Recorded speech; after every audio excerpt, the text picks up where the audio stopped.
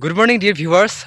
This video is for those people who can't even afford a liter of mustard oil in a month, and for the people who are willing to sell their freedom for just rupees 1200.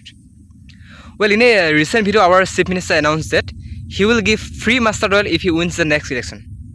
Yeah, it's a very common thing for politicians to make various promises to gain power, like building better roads, hospitals, schools, colleges, and developing infrastructures, blah blah blah. But can you believe a promise of distributing mustard oil to win an election, especially from such a learned and literate person like Dr. Sharma? I think it's a big slap to the people of Assam. He thinks Assamese people are financially so weak that they can't even afford a liter of mustard oil. Indirectly, he is calling us poor. Now, I want to ask all my Assamese people, where did he get that confidence? Where? Who is responsible for this?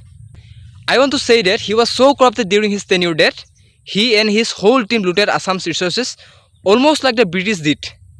That's why he's so sure that Assamese people are now on the verge of begging for something as small as mustard oil.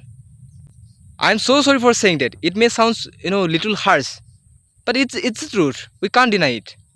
And if anyone tries to raise objections against him, he will just play the innocent card. In other words, he will resort to outright lies.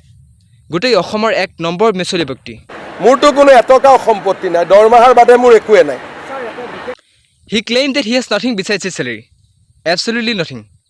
But his own wife mentioned in an interview that Dr. Sharma owns an international school. Now, if he is not lying, then his wife is lying.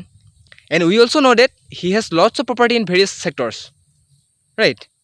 At last, I want to say only one thing to my Assamese brothers and sisters, that your vote will decide your future and the future of our motherland. So choose your leader wisely. Think 100 times before you vote for your leader.